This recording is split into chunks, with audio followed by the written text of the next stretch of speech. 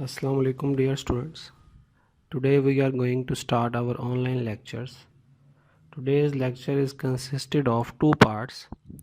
First part is consisted of the intro of Jonathan Swift, who is the writer of Gulliver's Travels, and in second part we will discuss the types of satire. तो आए Jonathan Swift के बारे में जानते हैं. Jonathan Swift was the world's great satirist. कहा जाता है कि तनकीद निगारी में तंज जो कि एक जॉनर है, जोनाथन स्विफ्ट से अच्छा सैटरिस्ट शायद ही कोई पैदा हुआ हो. He was born in 30th November 1667. 1667 में आयरलैंड के इलाके डबलिन में पैदा हुआ और उसके father he was a Protestant. His father's name was also Jonathan Swift. Jonathan Swift ने ट्रिनिटी कॉलेज से तालीम हासिल की और 1692 में उसने यूनिवर्सिटी ऑफ ऑक्सफोर्ड से एमए की डिग्री हासिल की और बाद में थियोलॉजी यानी कि मज़हब के इल्म में पीएचडी की. He was also the dean of the saint Patrick's church. तो वो एक मजहबी आलिम और स्कॉलर भी था, as well as he was the great writer who was ever produced by any language. Jonathan Swift का ताल्लुक 18th सेंचुरी से है और 18th सेंचुरी जहाँ पर नॉवल की सेंचुरी कहलाती है, वहाँ पर इस सेंचुरी में रेनेसेंस एज के बाद बहुत बड़े बड़े राइटर्स ने जन्म लिया.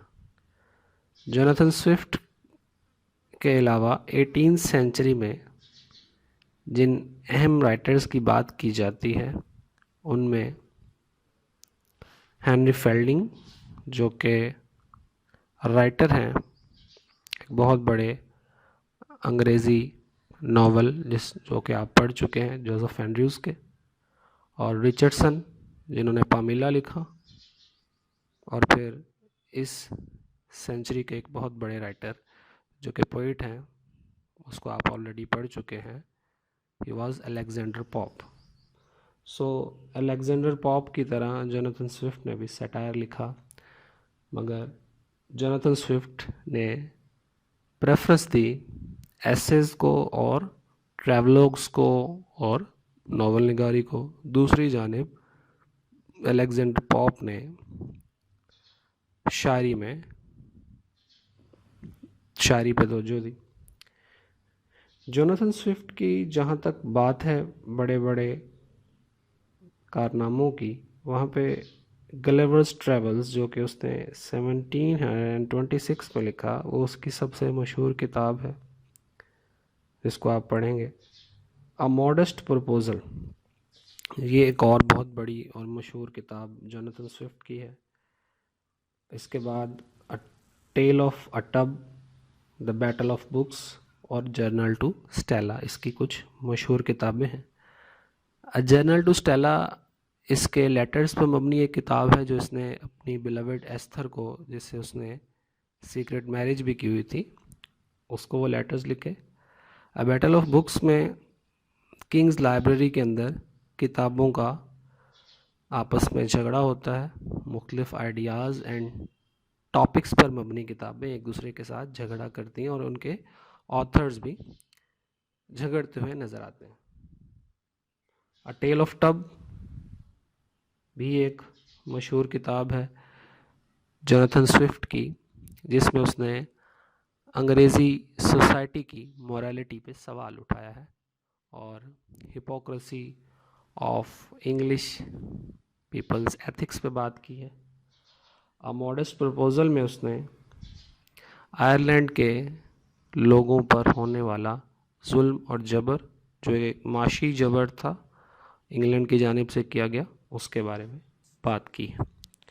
तो जोनाथन स्विफ्ट अपनी सेंचुरी के बहुत बड़े राइटर थे और उन्होंने अपनी सारी उम्र सैटायर लिखने में गुजारी और बड़ी बड़ी अथॉरिटीज़, ख़ासतौर पे क्वीन एन उनसे नाराज़ भी रहीं, उनकी किताबों को बैन किया गया, मगर उन्होंने सच की आवाज़ को बुलंद करने में कोई कसर उठा न रखी।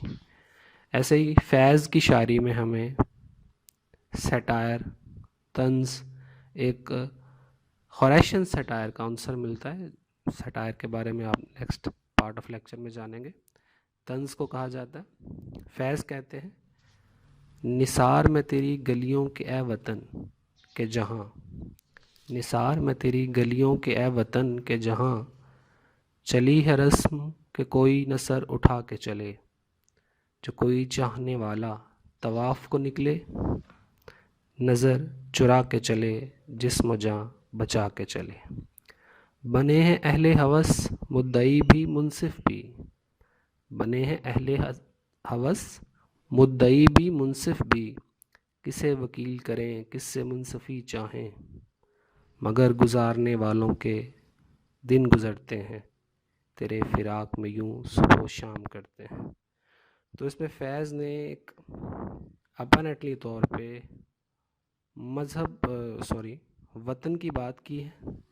और पहली जो लाइन, निसार में तेरी गलियों के वतन के जहाँ, चली है रस्म के कोई न सर उठा के चले, तो पहली लाइन से हमें लग रहा है कि शायद वतन की तारीफ़ कर रहे हैं, लेकिन इसमें डीपली तौर पे हम इन लाइंस पे गौर करेंगे तो वो ये कह रहे हैं कि वतन के अंदर ऐसी एक रस्म चल पड़ी है कि अब कोई सर उठा के नहीं चल सकता।